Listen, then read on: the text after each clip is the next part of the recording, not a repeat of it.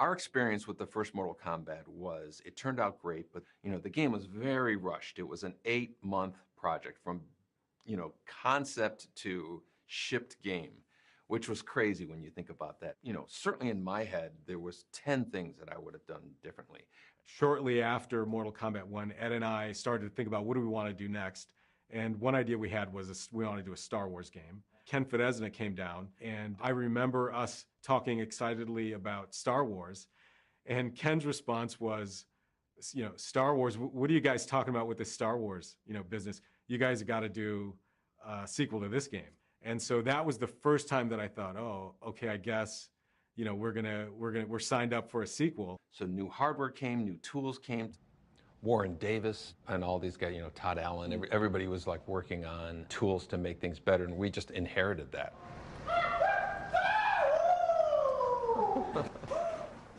Oh my God. One of the things that is better about Mortal Kombat 2 from Mortal Kombat 1 is the graphics.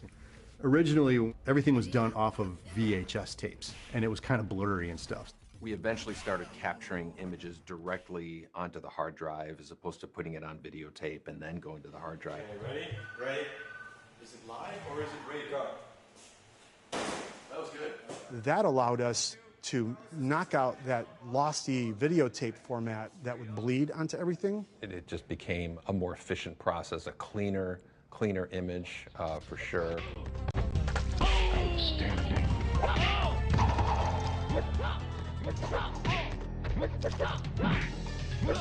We had a much better kind of combo system that was going. Jax wins. You could turn around and kick.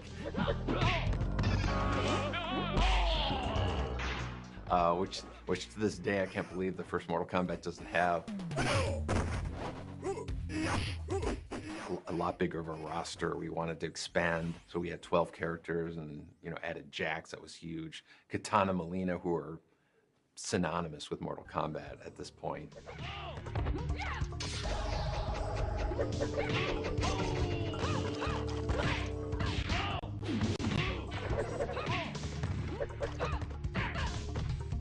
One of the reasons I know that we swapped Sonya for Katana Molina was because of their masks.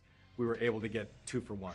So the same palette swapping technique we used for Scorpion and Sub-Zero, we thought, okay, let's take advantage of this with the female characters. Katana wins. Fatality. Tony Goski, graphic genius. Hey, it's Ed. Ed, John Tobias, and Martin Mel walk in my office. Ed says, hey, Tony, we're thinking, do you want to work on Mortal Kombat? I was an instant yes. Tony Goski was working on a game called NBA Jam, and he was doing a great job, but he, in his heart, he was a traditional painter, and so when Mortal Kombat 2 came along, he was a perfect fit. It was suited my style and things I enjoyed. Fantasy art, starting to get into surrealism with, like say, Dali and Magritte, and I kind of just went that direction, Tony Goski defined the majority of the look and feel of Mortal Kombat 2, specifically the backgrounds. Tony's influence came into what does Outworld look like? What does, this really mysterious Mortal Kombat, this fantasy Mortal Kombat, what does that look like? Introducing the Outworld was huge because it completely carved a new look for Mortal Kombat. Kind of used like Chinese influence, but with graphic and surrealism kind of coming together. Pit was an iconic stage in MK1, so we made the Pit 2.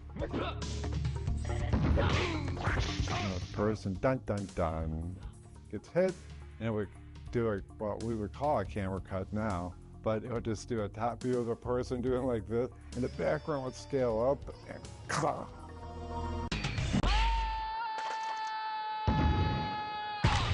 Reptile wins. He came up with this living forest, and he put my face on the trees. Oh man. Albert Brooks all over it. All had to be drawn. No digitizing for Tony. What? I did digitize the tree and Ed's face. We digitized that. and then I would draw on top of it the bark and everything to make it look like a tree.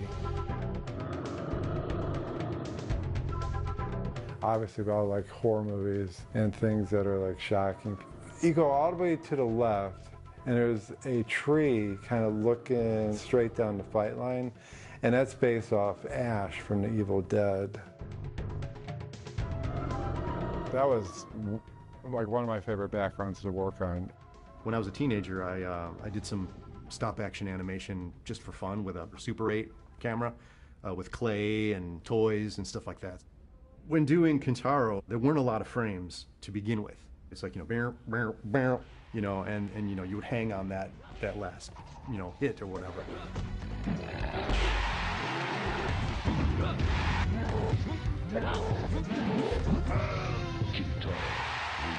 I would sort of try to mimic what John was doing with main characters as I was doing Kintaro. For me, what was most exciting was there was this fiction that we would tell a little bit of story just through a couple sentences in the attract mode. And so once the talk of a sequel came about, I knew that, okay, this is our opportunity to tell all this story that we alluded to in the first game. Now we can sort of move things forward. So I mean, it was just, we're so young. It was just like, cool, we're gonna do a number 2. Okay. And that's about my thought process, cool, I still have a job.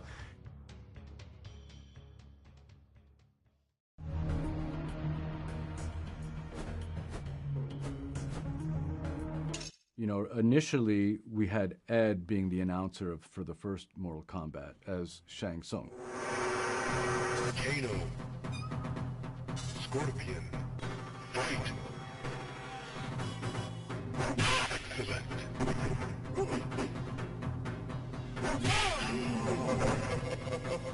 And then we wanted to go a different direction for the second one, and so they created this character Shao Kahn.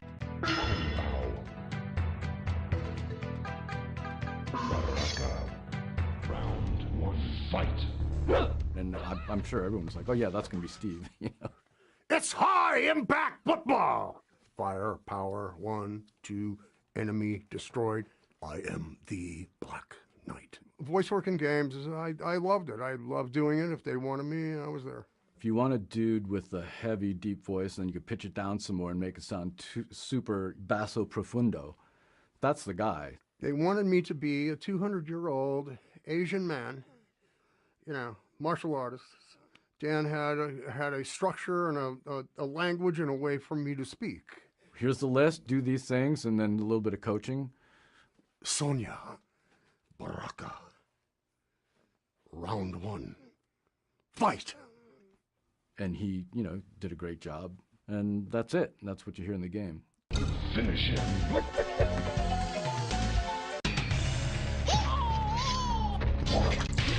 Baraka wins. Flawless victory. Fatality.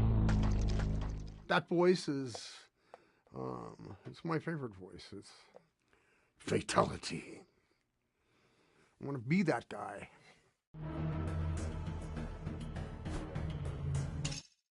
So Ed and I, we worked on these games, and we really liked playing super high impact. There was a machine in the hallway in the back, and we'd go there, have a game or two.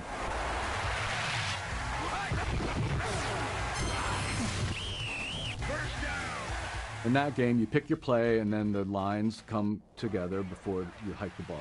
And so as they're doing that, I'm saying, I predict that you're toast. And that evolved into, I predict toasty. And Ed would crack up. George Petro said, you guys should put some of that silly stuff you do in the game. And we're like, yeah, whatever. And go on our day. And then, like, I don't know, a couple weeks later, Ed talks to me. He's like, hey, would you be cool if we, like, took your face and, like, when every 100th uppercut, your face comes out and says toasty in the corner of the screen? And I'm like, sure. Let's do that. So that's how that happened.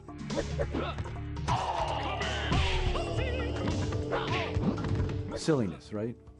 It's good to have a little bit of silliness. You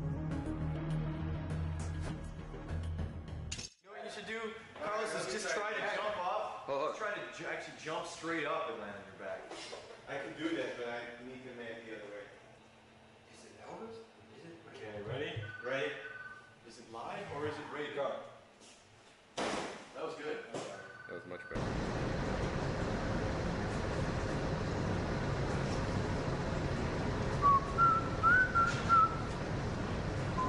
story.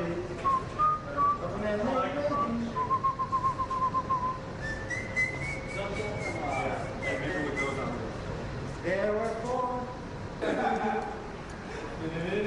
Tony, what did you do in Turtles 3? You just played Hey, you know I saw the trailer for that yesterday? Yeah, you're the one that told me about that. They interviewed him and stuff like that. Yeah.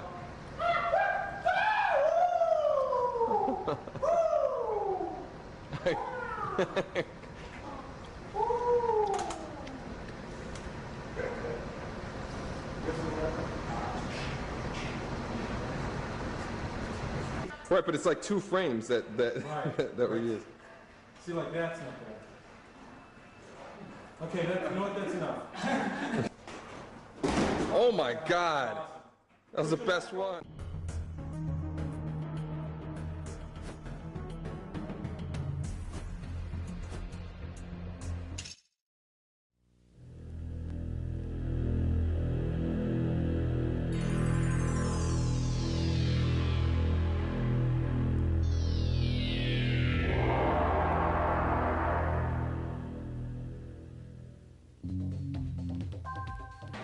Once in a lifetime, a game comes along that transcends our industry.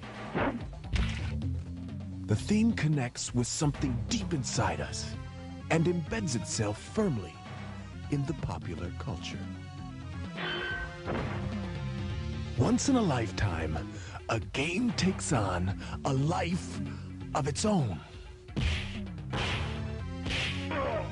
To millions worldwide, it becomes more than just a video game.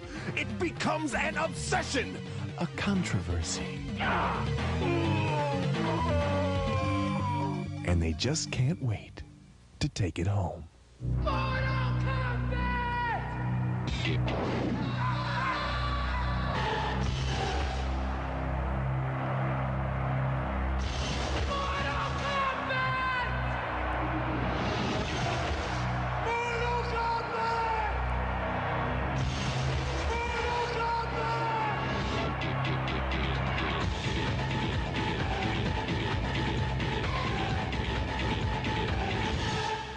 We've created a monster!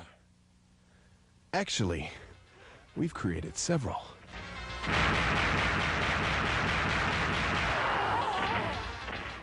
What if we could outdo our previous successes? What if we could create a new fighting machine? One that eclipsed every fighting game ever made. One with more depth and more characters.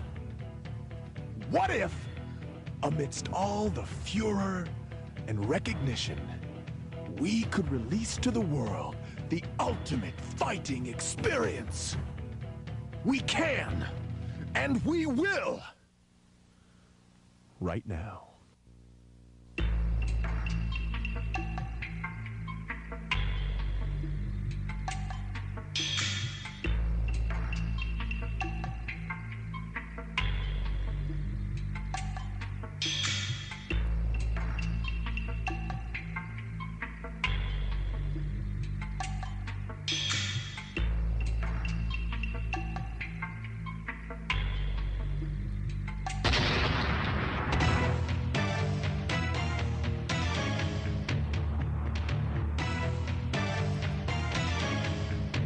Here it is, Mortal Kombat 2.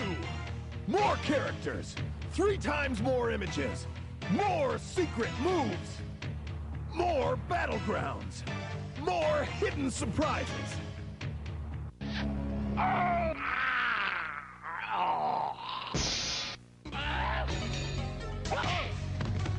And it's the first video game to feature our crystal clear DCS sound. These are the 12 combatants. Each possesses an array of special strengths. Liu Kang, Kung Lao, Johnny Cage, Reptile, Sub-Zero, Shang Tsung, Kitana, Jax, Mileena, Scorpion, and Raiden. Get to know these characters, because when it comes to fighting for profits, they're all in your corner. Mortal Kombat 1 has started an unstoppable global fire, and notoriety has fanned the flames. The world's players have embraced these characters, and they're begging us for more. Never before has a game been so perfectly poised for such massive success. What was a roaring blaze will now become a raging inferno of profit. Get ready to feel the heat of Mortal Kombat 2.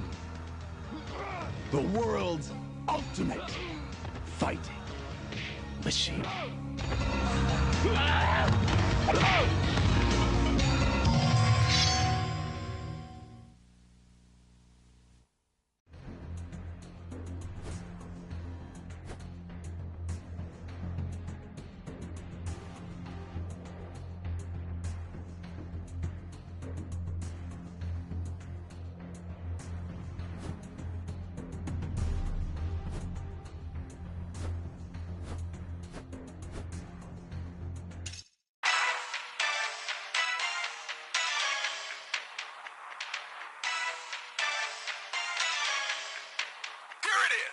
Mortal Kombat 2.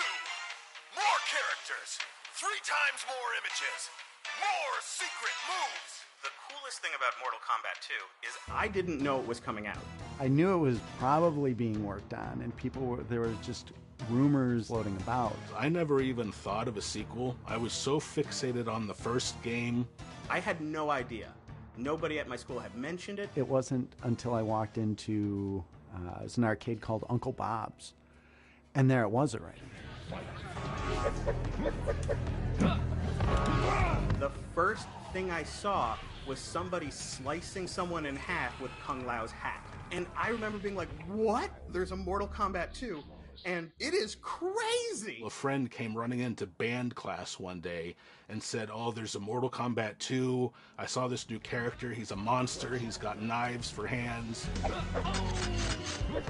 Baraka was the first character I picked. I kept pumping quarters in. It was so exciting to see the advancements and the new characters. There is a specific reason that Mortal Kombat 2 is my absolute favorite game in the entire series. And that is because of Katana's easiest in the world fatality. Walk up to the person and hit block, block, block, block, block, block, block, block, block, high kick. Katana wins. I was immediately a master of her. Fatality. I still main Melina whenever I play MK2. I can do that back, down, low punch to do that kind of roll thing, and then forward, low kick to do that kind of teleport from the ceiling kind of thing. It looked bigger, it looked better, it looked badder, it was bloodier. The animation was more fluid. It looked like a comic book, and that's not something I ever thought I would ever want from a Mortal Kombat game.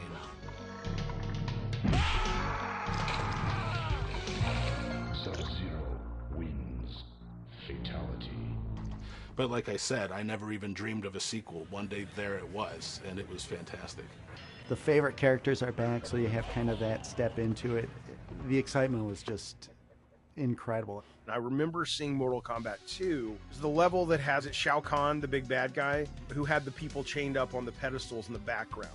You were fighting your opponent, but there was the sense of storytelling in the actual level design, and that was one of the first times I had seen that and been like, that's really cool and that's really, really clever. And I still bought the Game Boy versions, just because Game Boy was the system I played the most. And what's interesting is that Mortal Kombat 2 for the Game Boy is fantastic.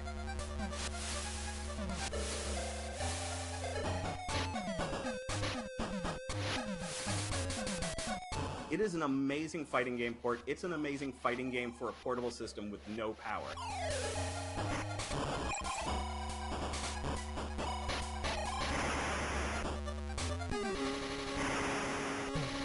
I played a ton of Mortal Kombat 2 on Super Nintendo. I would have friends over. My living room kind of became a mini arcade.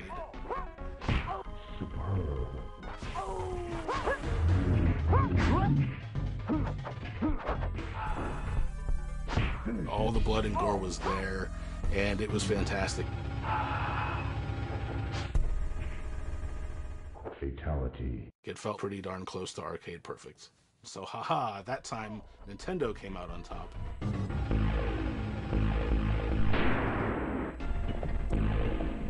Raven wins. Fatality.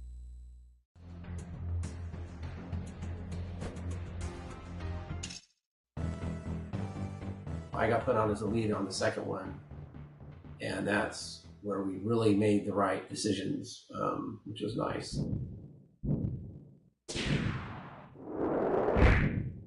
The idea was to just convert the code line by line and build the multi-processing system so it would work on the Super Nintendo, which of course is a different language of assembly. Finish it.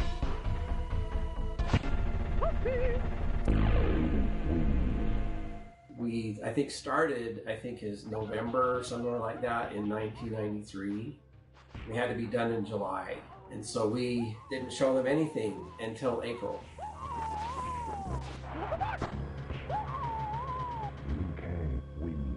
We just got our first pass of Mortal Kombat 2 for the SNES. Wow. The entire video department here at Midway is absolutely blown away at how well you have matched the feel of our arcade version on Mortal Kombat 2. We can already see that this will be the version to have, as the graphics and gameplay are awesome. So we just continued down that road, got the game done on time, and it scored really high. I have some magazines, I gave it 5 stars, and it was a nice project. I did think that it was done a lot better. They could ship a game that was more like the arcade, as much as we could get it anyway. Put the rating on it and not have to have green blood.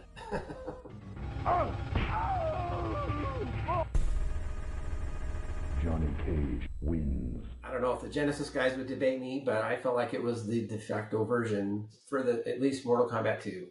And the ongoing debate that still sort of seems to rage on up to the present day, like between the SNES version and the Genesis version.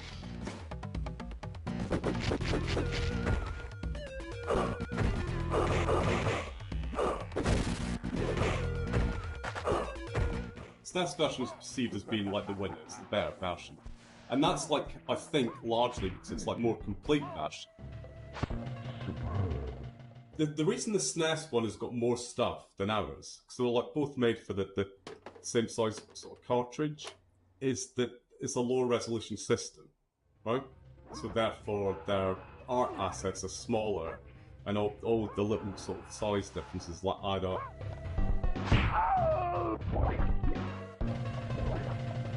Jax wins. You end up with space for fatality. Fatality. The fact that the speech samples are missing, that's the thing that like kind of stands out to me.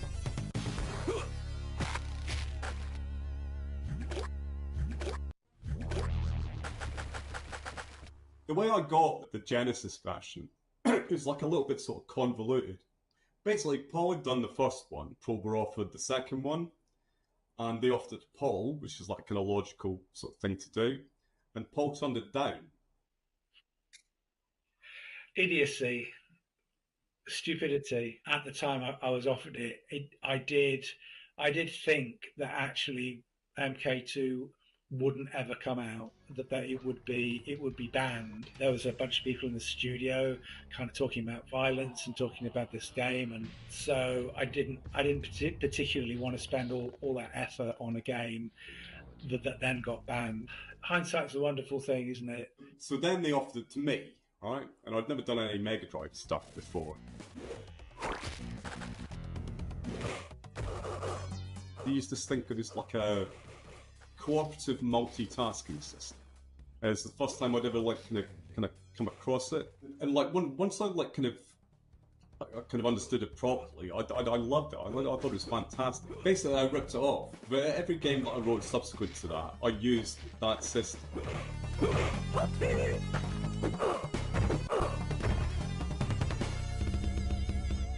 everybody was like kind of happy with the version that I did, and that was no bad thing. I mean, it's just like a really good game, you know. Hard to mess it up.